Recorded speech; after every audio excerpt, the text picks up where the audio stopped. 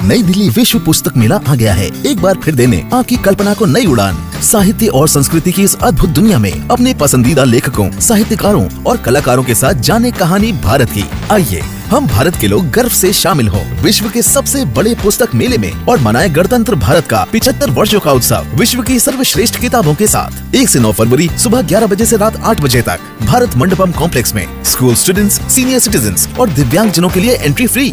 Ticket online और metro station पर उपलब्ध।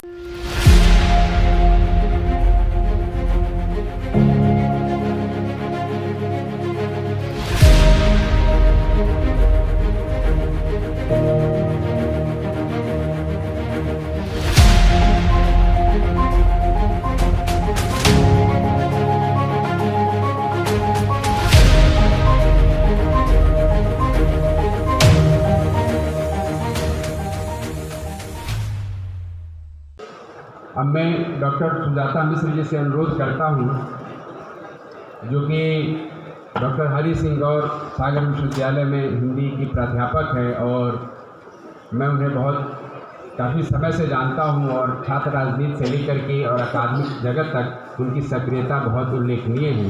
उनसे निवेदन है कि कृपया अपनी बात रखेंगे। उन्हें 7 मिनट का समय निर्धारित किया गया है। अपने समय में ही बात। बहुत बहुत धन्यवाद। 7 मिनट ज़्यादा है, मैं 5 मिनट लूँगी क्योंकि हम सब यहाँ भरत ठाकुर जी बहुत माननीय हमारे यहाँ मंच पर मौजूद है। आदरणीय भरत भाई साहब मुख्य अतिथि, उनको सुनेंगे। बहुत अच्छा बोलते हैं, उनको सुनने के लिए आज हम यहाँ से उपस्थित हुए हैं।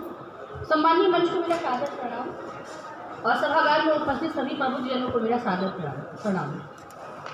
आज का विषय है आत्मबोध से विश्वबोध। आदि शंकराचार्य का एक ग्रंथ है आत्मबोध पर नाम है उसका, और वहाँ से हमको इसका मूल मिलता है कि आत्मबोध का क्या महत्व है और आत्मबोध क्या है। श्लोक है छोटा सा, तमोहि क्षीण पापानां शांतानां वीतरागिणां मुमुक्षुणां अपेक्षयो आत्मबोधो विधीयते। हालांकि यह जो ग्रंथ है यह एक व्यक्ति के आत्मबोध की बात कर रहा है कि हमको स्व का बोध होना चाहिए। और जब इसी को हम व्यापक रूप में देखते हैं क्योंकि हम एक देश के नागरिक हैं, यदि हमें अपना बोध नहीं है तो हम परिवार के विनाश का कारण बन सकते हैं, परिवार में विपत्तियाँ ला सकते हैं। किंतु यदि एक नागरिक के रूप में हमें अपने देश का स्व का बोध नहीं है तो वह जो प्रभाव है व्यापक रूप में हमारे देश पर पड़ता है। और कुछ ऐसी परिस्थितियाँ रही कि हम सभी ने जिस प्रकार की शिक्षा प्राप्त की उसमें हमने यूरो क्रिश्चियन चश्मे से अपने देश को देखा, यूरोपीय चश्मे से अपने देश को देखा और हमने मूल्यांकन किया कि हमारे देश में क्या कमी है, क्या अच्छाई है, क्या बुराई है। वहाँ चल रहे विमर्शों से, वहाँ के ऐतिहासिक दृष्टि से, वहाँ के साहित्यिक विमर्शों से हमने भारतीय समाज को समझने का प्रयास किया जो सर्वथा अनुचित था। इसलिए आज ज़रूरत है कि हम भारतीय समाज को भारतीय दृष्टिकोण से समझने का प्रयास करें। और बहुत छोटा सा एग्जाम्पल मैं यहाँ पे देके अपनी बात को जो है समाप्त करूँगी। कुंभ का आयोजन हो रहा है, हम सभी जानते हैं। करोड़ों लोग वहाँ पे आप देखो डुबकी ले रहे हैं, स्नान कर रहे हैं। कहाँ कोई भेदभाव है? अब बताइए, जाति का, धर्म का, लैंगिकता का, स्त्री पुरुष किन्नर सभी जाति के लोग वहाँ विद्यमान हैं। लेकिन हमको जिस दृष्टिकोण से सिखाया गया वो क्या बताया गया कि भारत में तो कई तरह की विभाजन है, भेदभाव है, छुआछूत है। आज हमको ये सोचना चाहिए कि उन लोगों को, उन बुद्धिजीवियों को कुंभ की सनातन परंपरा क्यों नहीं दिखाई गई। ये कोई आज का आयोजन तो नहीं है। इसलिए आज ज़रूरत है कि हम भारतीय समाज को, भारतीय इतिहास को, भारतीय शिक्षा को, भारतीय जीवन शैली को भारतीय चश्मे से देखें, भारतीय दृष्टिकोण से देखें और सनातन की ओर मुड़कर देखें कि हमारा आधार क्या है। इन्हीं शब्दों के साथ मैं अपनी बात को समाप्त करूंगी। धन्यवाद, आपने मुझे सुना।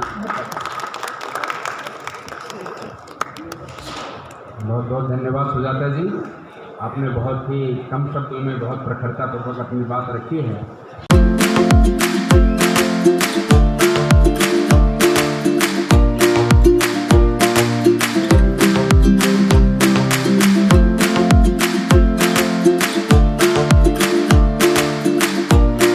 नई दिल्ली विश्व पुस्तक मेला आ गया है। एक बार फिर देने आपकी कल्पना को नई उड़ान। साहित्य और संस्कृति की इस अद्भुत दुनिया में अपने पसंदीदा लेखकों, साहित्यकारों और कलाकारों के साथ जाने कहानी भारत की। आइए हम भारत के लोग गर्व से शामिल हो विश्व के सबसे बड़े पुस्तक मेले में और मनाए गणतंत्र भारत का 75 वर्षों का उत्सव विश्व की सर्वश्रेष्ठ किताबों के साथ 1 से 9 फरवरी सुबह 11 बजे से रात 8 बजे तक भारत मंडपम कॉम्प्लेक्स में। स्कूल स्टूडेंट्स, सीनियर सिटीजन्स और दिव्यांग जनों के लिए एंट्री फ्री।